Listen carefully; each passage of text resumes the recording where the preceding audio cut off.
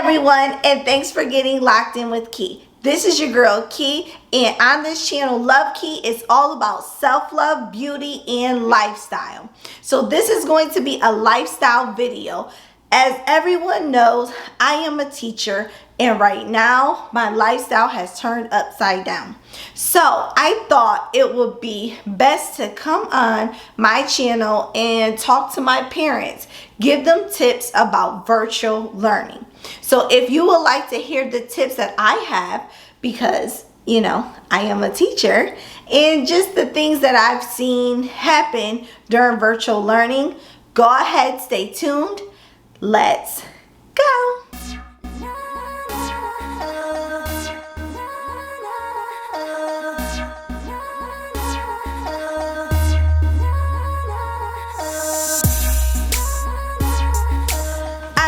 Before we get started, make sure you hit that red subscribe button for more content like this.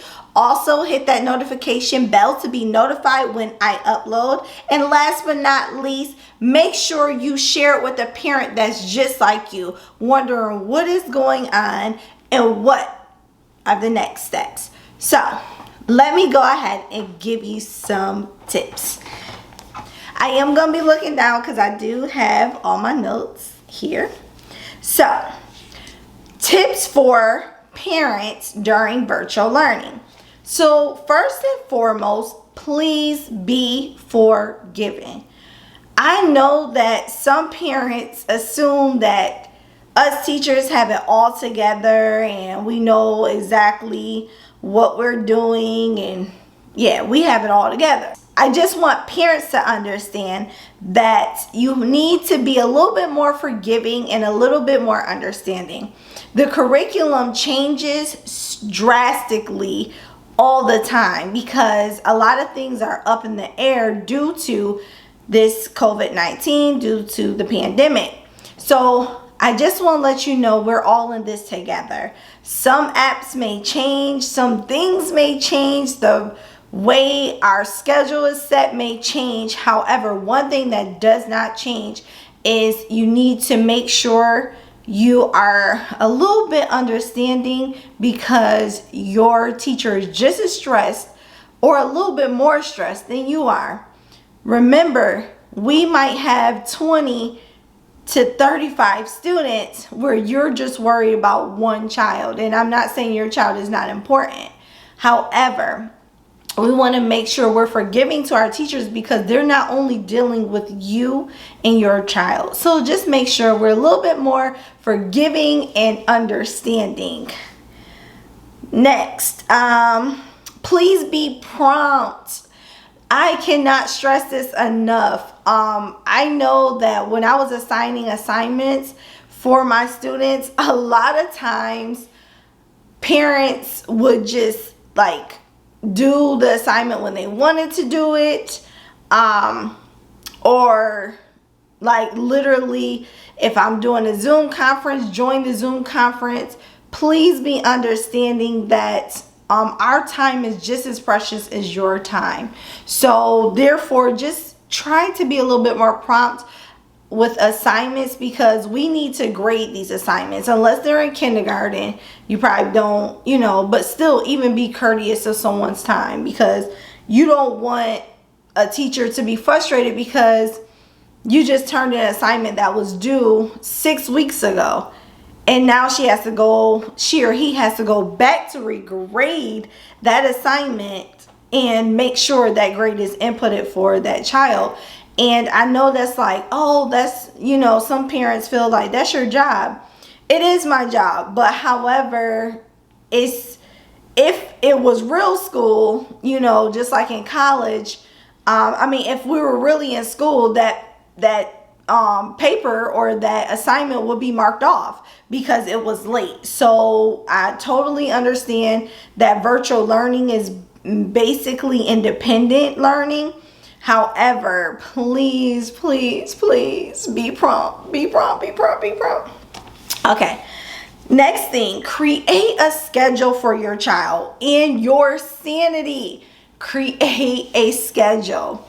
You don't know how many times I started a Zoom or I started a assignment or anything that I start, tutoring sessions, and kids are just waking up literally out of bed, rolling out of bed, and sitting up and saying, hi, how are you? Like, no, that's not even comfortable for yourself. Like, I know I have rolled out of bed and jumped on a Zoom conference or meeting at my school.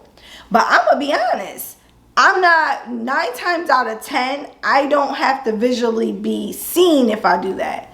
Now, if my principal wants me to get on, I have to be visually seen. So in order to know that in order to be that, I have to be prepared. I have to look the part, if that makes sense.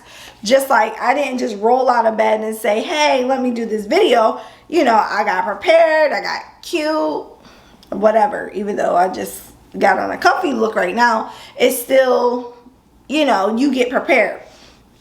So create a schedule. You want to make sure they wake up in the morning, they take a bath, they are relaxed, they are comfortable. Do they have to put on the best of the best? No, I'm not saying that, but you work best when you feel best. You cannot feel good waking up, didn't brush your teeth, didn't wash your face and all that stuff, and crust in your eyes, and now you're looking in the camera talking to your teacher and your classmates about whatever, and you really just want to roll back over and get into bed. So make sure these kids stay on the schedule.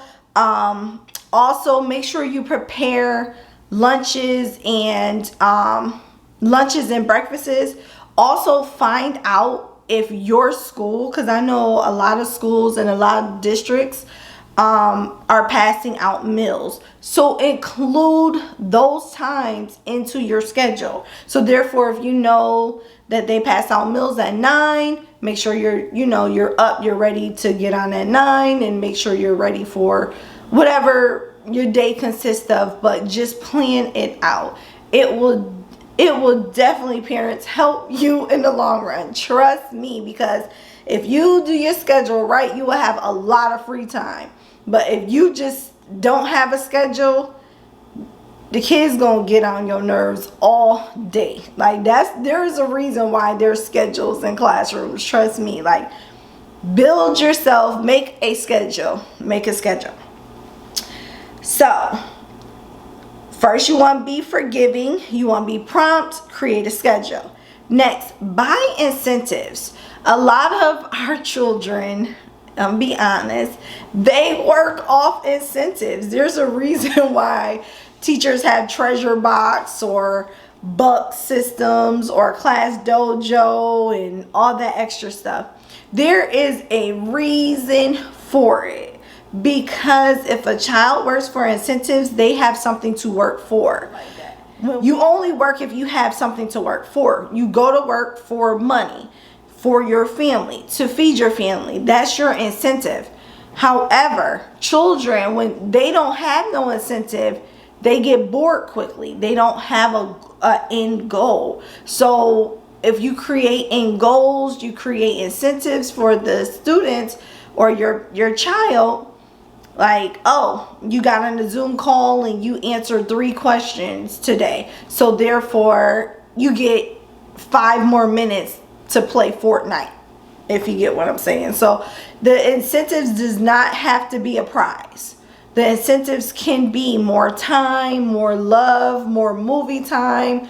You can make all types of incentives and just have fun with it. Literally make it like a fun thing, you know, for your kids. And I keep saying students, but they are your students too now. But make sure you make it fun for them. They don't want to do it. They're not going to want to do it if it is not a challenge, if it is not fun. All right. Put up all distractions. So therefore, if the whole entire summer your son has been on Fortnite, I don't even know the rest of the games, because my students, they tell me all types of games and I just be like, I don't know. But put them up, put up all the distractions. Listen, take them kids out of their rooms, take them to a quiet space, and eliminate all distractions. Seriously, because once they're distracted, that's it for them. They're not going to want to learn. They're not going to even try to learn. So you have to look at how we work. Whenever something is out that we want to play with, we're sitting at our desk, so now we're on the phone. Distractions come. So therefore, you have to put them up. You have to put them up because these kids are programmed to get back on their distraction. You got to remember, they're at home, they're comfortable. This is not really the setting to actually learn. So we have to reprogram their mind that they can learn anywhere. So reprogram their mind to learn anywhere. Now, make sure your child is stage ready. So therefore, make sure their hair is groomed, they sitting up. And I can't stress the sitting up thing, y'all. I'm not saying that the kids got to sit there like this and, hi, Miss Brown. No, that's not what they got to do. What I am saying, brush their hair, get their clothes on. They don't have to have on the nicest clothes or whatever. Then make sure you tell them that they are being they are on video, because I had a lot of kids flipping in the camera, y'all. I can't make this up. Flipping in the camera. So let's not do that this round. Like, make sure your child understands that they are being watched, that their teacher can see them. Set those expectations. Let them know. Show them how to be stage ready. Okay? Please show them how to be stage ready. Provide your child with space. So if that means you have to clear off that dining room table every single night, do that. If you don't have a dining room table, but you got a little table in the corner, do that. Allow the child to have a space and let them know this is where you work. Don't wake them up in their bed talking about this is where you work. And I know times are hard, but I don't care if you make a square in the middle of the living room. Let them know that this is where they work, because you have to change their environment in order for them to learn a little bit more. All right. Another thing, parents, please talk to the daycare provider. At this time, any daycare provider, honestly, and I'm going to be honest, should be providing some form of homeschool at home. The reason why I'm saying this is because we're all going through this pandemic. Majority of all schools are going back virtually. So therefore, if your daycare provider is not going through the work or even trying to get on Zoom, I'm going to be honest, you have to look for a new daycare provider, because that means your baby is just being, sitting there all day not doing no work. And now once you get home from work, you just paid this person to watch your child. You come home now, you got to watch your child, but your child has to now catch up with homework because your daycare provider that you paid for didn't provide any service but keeping an eye on your child. Y'all, please watch your daycare provider. Please do. Please do. Because there's no way that a child should be sitting there all day basically doing absolutely positively nothing. All of the kids that go to that same daycare needs to be on school. So therefore, there shouldn't be no excuses for that right now. Seriously. All right. Give yourself a break. Please schedule in some time for you only. Just you. You only. Even if that's the time when you cook. Tell everybody, get out the kitchen. This is your time. Schedule yourself a break. Men, whatever you got to do to schedule a break. It don't have to be the cooking. Even if you are the cook in the house, schedule yourself a break. Take a break. And also leave the kids alone sometimes. Leave them alone. Get away from the video chats or the Zooms. Let the teacher take over and actually help the students. Help them, okay? So please just, you know, give yourself a break. Then also give your child a break. I can't stress this enough. So you guys don't know, but as teachers, we have a curriculum that we follow. Well, one unit in a curriculum can stretch over 3 to 5 weeks, sometimes 6, okay? So therefore, we know that these kids are not going to learn it in one day. That's why it's stretched over 3 to 5 to 6 weeks.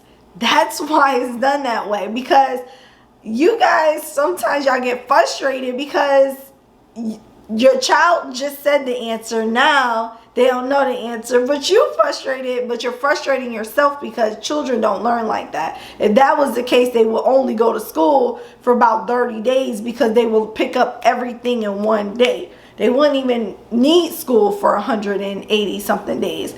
So there's a reason why it's 180 something days in a school year, because children, the way they develop, it takes longer for them to process everything, and you might pick it up faster, but it takes them a while to pick it up. So therefore, give them a break.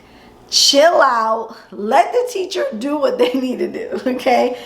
And just let the teacher do what they need to do. They will get it. Do not worry. They will get it. All right? Be understanding. We talked about that. Don't know, ask. If you do not know, please ask the teacher. That's what the teacher is for. Please ask the teacher. Please, just do it, y'all.